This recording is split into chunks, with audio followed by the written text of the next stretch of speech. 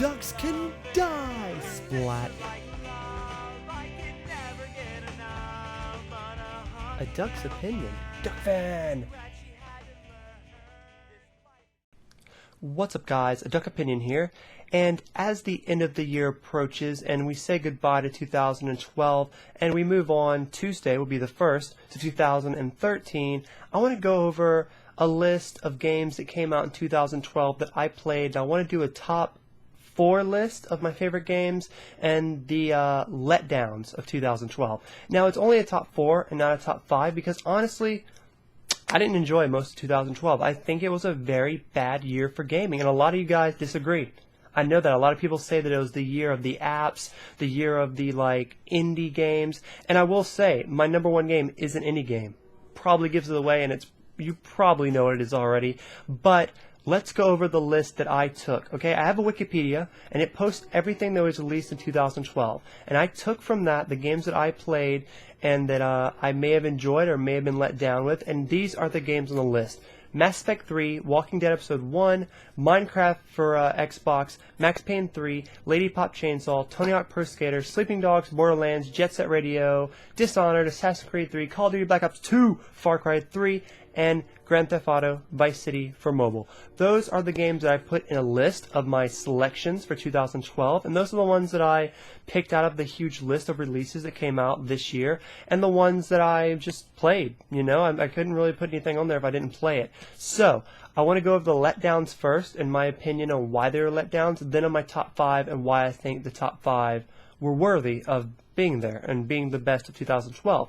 So my first one of letdowns, which I have 6. I have 6 letdowns and only 4 top 5s. So like I said, 2012 was a kind of shit year for gaming, in my opinion, to be honest.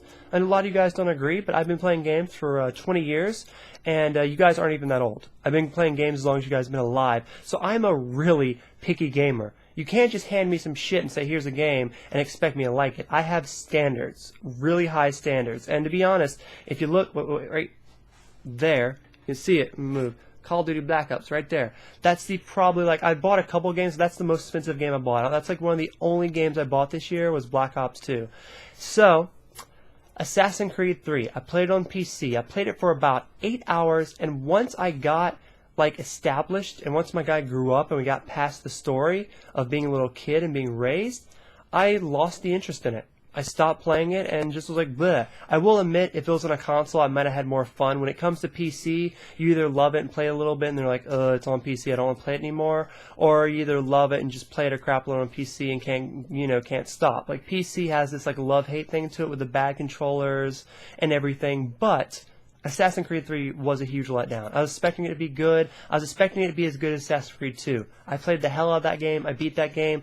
I played Assassin's Creed 3 for 8 hours. I'll give it that. That was a good 8 hours. But after that, never went back to it. Dishonored. Dishonored was a huge letdown. I expected a really good Skyrim experience, and I did play it on PC, and that was one of the biggest flaws. I think if I got it for 360, I would have enjoyed it a lot more. I will try to go back and try to play Dishonored again because I heard it was a great game, but when I played of it, it was just boring. I couldn't get into it.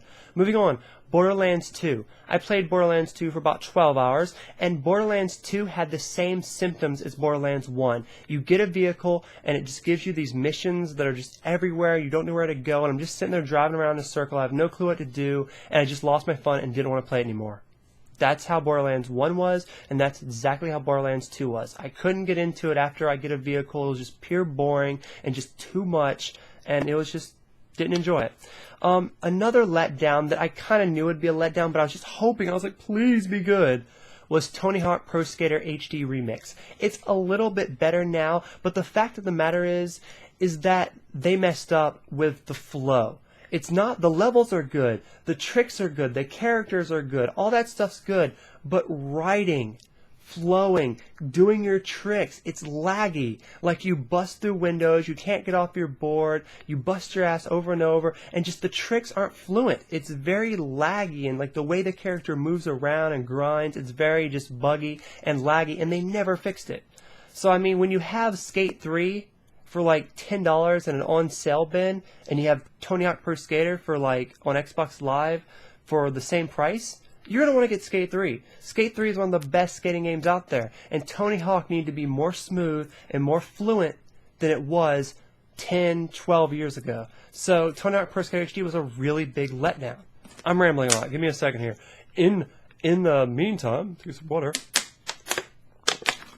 Taking a break, might as well add, we have shirts for sale as wristbands as well. Support your local duckling and order a shirt. They're $24 shipping and handling for a 6-color shirt. That's a steal. Order now. Continuing, my last 2 letdowns of the year were Max Payne 3. Now don't get me wrong, I like Max Payne 3 because of the fact we got to see how kind of what Grand Theft Auto 5 will be like. I love how you shoot people in the face and there's a big old bullet hole in their face. Same for Red Dead Redemption. I love that, and it better be in Grand Theft Auto 5. But besides that, Max Payne 3 was linger. There was no like open world type thing. The bullet time was great, the fighting was great, but the story lingered on. Like, I remember, the only thing I remember from Max Payne 3 is the fact that I was like, God, please get through this game. And why hasn't this game ended yet? Why haven't I beat it yet? The whole time through the Let's Play. That's all I remember.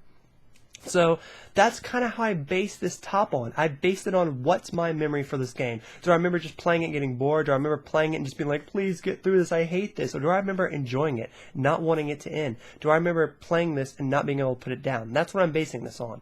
So the last letdown of 2012 was all the Skyrim DLCs. And you guys may have saw this coming, but this is the probably number 1 letdown of the year. See, we bought Skyrim last year. We enjoyed it. I played it for 4 months straight. Like, seriously, sleep, Skyrim, eat, Skyrim, sleep, Skyrim. Like, it was just all my life, Skyrim. And it was great. Then we get a DLC to make a house.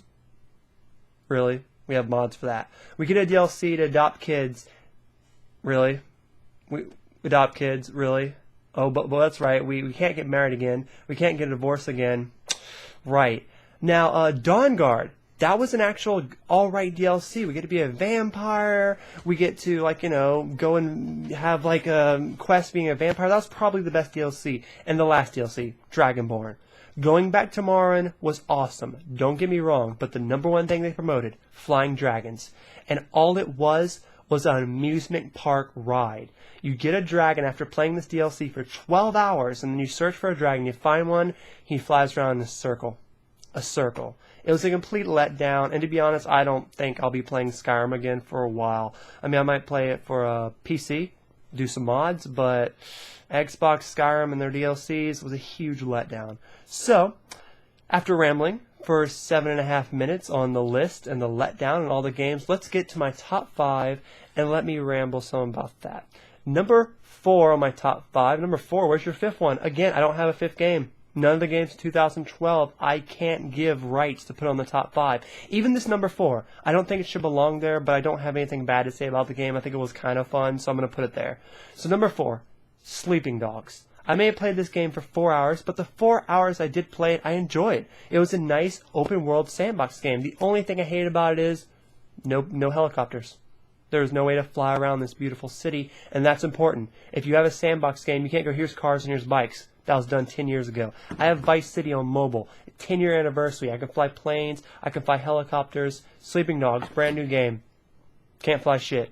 That's the only thing I have bad to say about Sleeping Dogs. It's still a fun game. Might do a Let's Play of it on Duckfin Gaming. Not sure. Moving on to my number 3. I thought this was my number 1 at one point, but there's a lot of flaws to it, but it's still a great game that I just recently beat, which is Far Cry 3. And I find myself going back playing it even after I beat it, and that's really why it's on the list. It was a really good story, kind of. I want to kind of take that back a little bit. It was an alright story, but just the open world, driving, hang gliding, shooting, stealth, all that combined, it was seriously Skyrim meets Dead Island, but without zombies. And if you put zombies in the DLC Far Cry 3, genius. That would be top seller. So Far Cry 3 was a really good one for my top 3 of 2012. So we're getting down to the top 2. What are my top 2 games? You already know what my top 2 games are. If you watch my channel, you know what they are. Number 2, Call of Duty Black Ops 2. I've been waiting for new zombie maps since the moon was released. Been waiting, and I'm waiting for new zombie maps now. I want the new DLCs for Black Ops 2.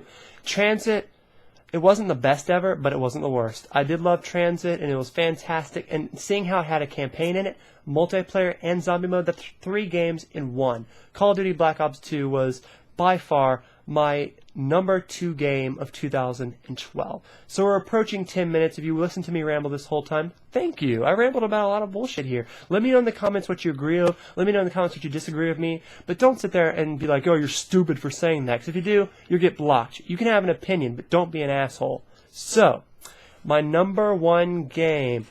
I wonder what my number 1 game could possibly be. To be honest, I forgot that Minecraft came out. I totally forgot it came out this year. I thought it came out last year, but you're right. It came out this year, and I started my channel through Minecraft, and look at how big Duck Opinion has came since Minecraft came out.